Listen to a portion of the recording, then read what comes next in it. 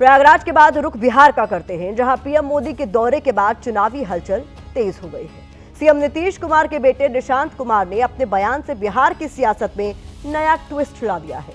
निशांत ने अपने पिता को एनडीए का सीएम उम्मीदवार घोषित करने की मांग कर दी है।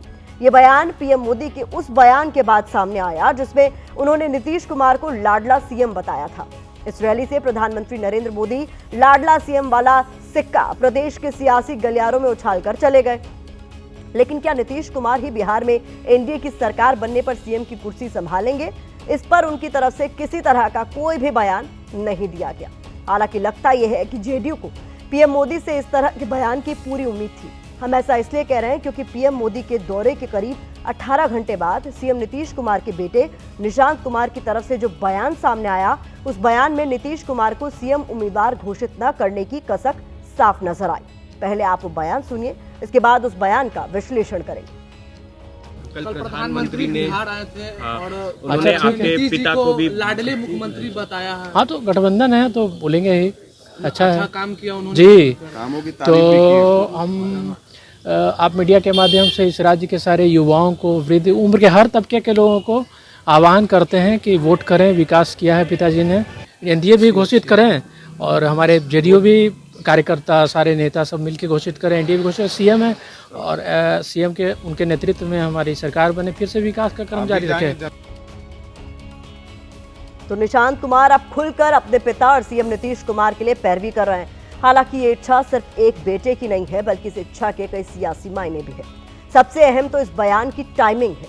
ये बयान पीएम मोदी के नीतीश को लाडला कहने के करीब 18 घंटे बाद आया। आपको एक बार वो बयान सुनाते हैं कि पीएम मोदी ने आखिर सीएम नीतीश कुमार को लाडला क्यों कहा था।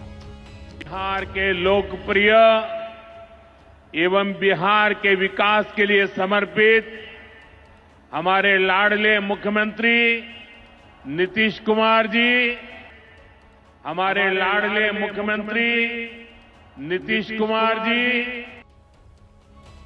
गौर करने वाली बात यह भी है कि निशांत कुमार अभी राजनीति में नहीं आए हैं, लेकिन उन्होंने किसी मजे हुए राजनेता की तरह बयान दिया है।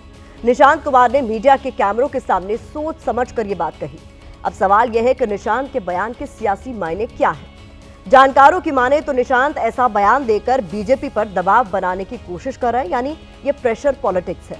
इस बयान को जेडीयू की चुनावी रणनीति के तौर पर भी देखा जा रहा है, जिसमें बीजेपी पर दबाव बनाकर सीटों की सौदेबाजी में अपर हैंड रखने की कोशिश है। निशांत के बयान का एक मतलब यह भी है कि जेडीयू ये गारंटी चाहती है कि बिहार में एनडीए की जीत के बाद नीतीश कुमार ही मुख्यमंत्री बने। जेडीयू चाहती है कि बिहार में महाराष्ट्र वाला खेला ना हो, यानी बीजेपी ज्यादा सीटें जीत जाए तो वो अपना सीएम ना बनाए। इसलिए वो पहले ही नीतीश कुमार को अगले सीएम के तौर पर प्रोजेक्ट करने की मांग कर रही है।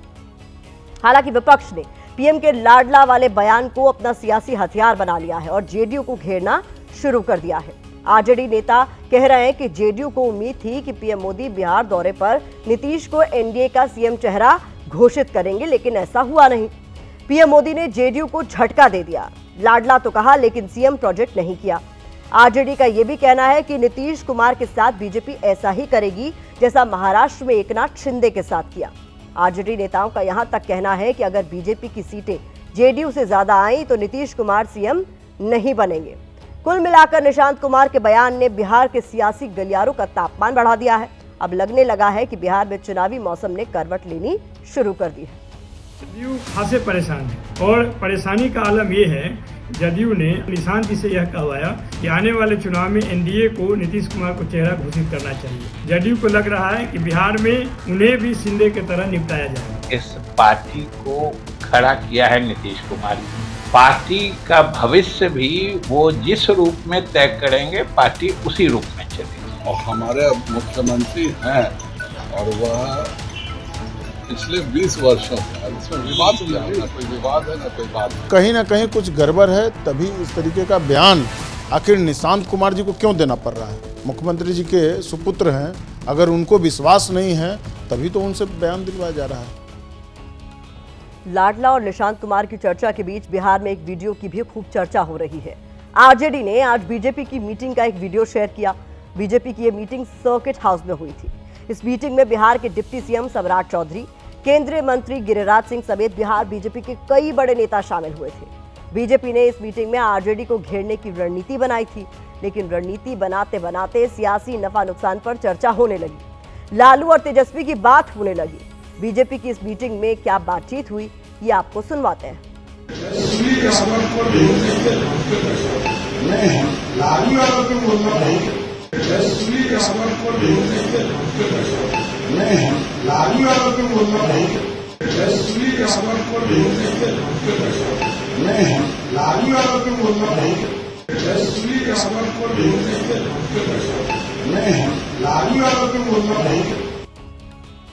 बीजेपी को ये टेंशन जरूर हुई होगी कि मीटिंग की वीडियो लीक कैसे हो गई। जिस मीटिंग में बीजेपी चुनावी रणनीति बना रही थी, वो वीडियो बाहर कैसे आ गई।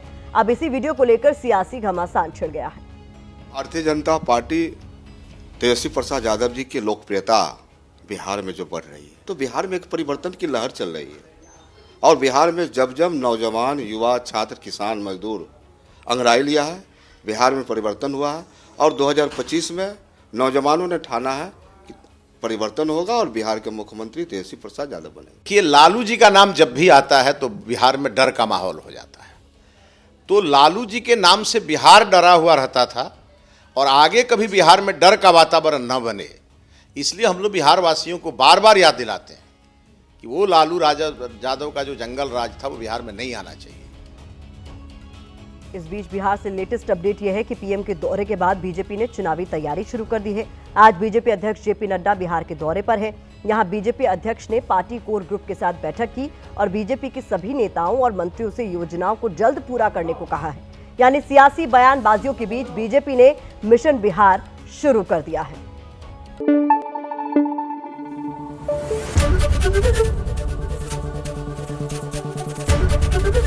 एबीपी न्यूज आपको रखे आगे।